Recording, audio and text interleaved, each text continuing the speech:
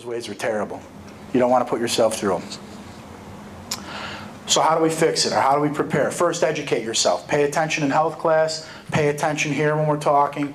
Get on the internet, read things, stuff like that. Know who the kids in school are you don't want to hang out with. Those things. Educate yourself before it happens. Pick your friends. If you want to be clean and sober, hang out with other kids that are that way. If you have 10 friends that are all stoners, guess what's going to happen? Sooner or later, you're going to end up a stoner.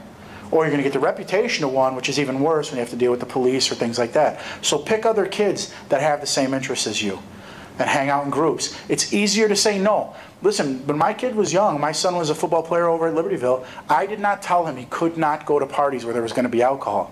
I told him he couldn't drink.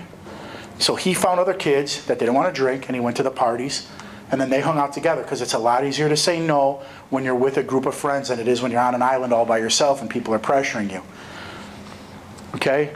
Have a plan before it happens. When I was in high school, never wanted to do pot. I can't stand smoking. Both my parents said it was nasty. My house smelled. I couldn't stand it.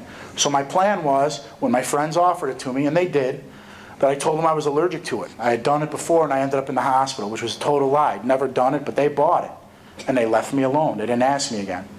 You know, have a plan before you go somewhere. Don't just get there and like, I don't think I... Because as soon as they see you're not sure, they're going to be all over you. Anyone who wants you to try and make your life as miserable as their own, they're going to be all over you. So before you get there, be ready to say no. Why you say no? Stand up straight, shoulders back, nice deep voice. No, I'm not doing that. It's not me. And then stick with that. Be involved. Xbox may be fun, but don't live on it. Get out of your house and do something. Join a club. Join a sport. Go volunteer somewhere.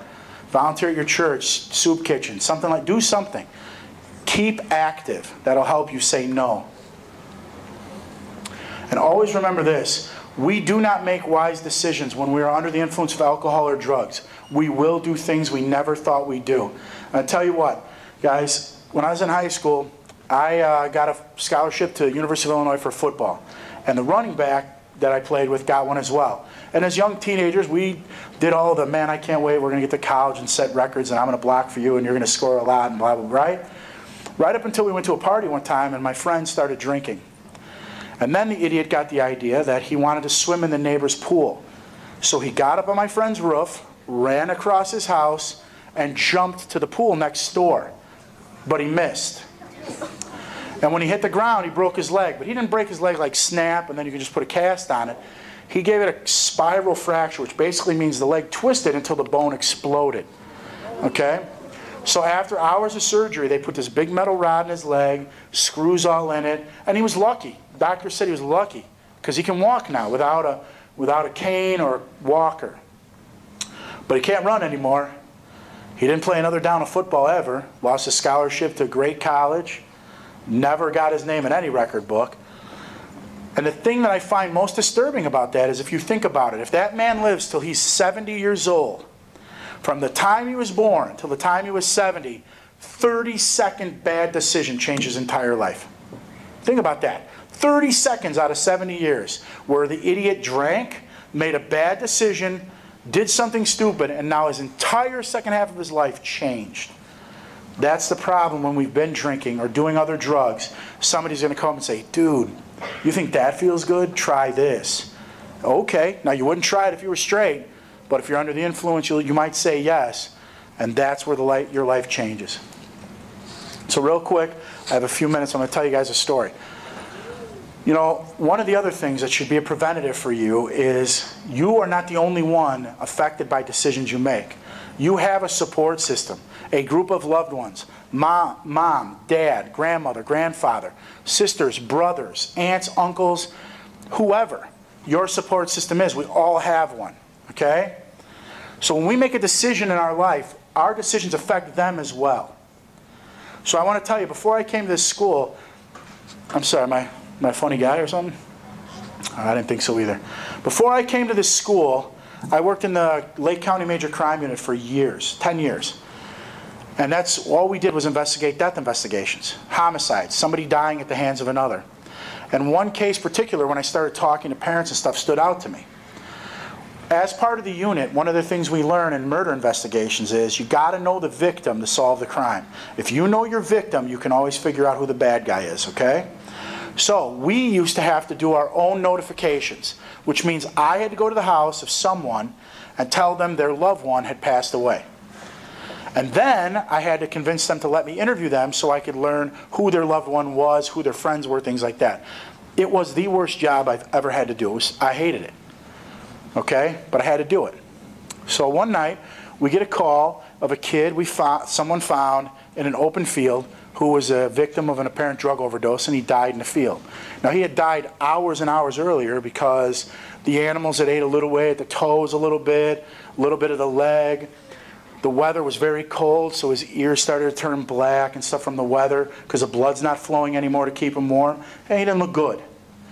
Okay?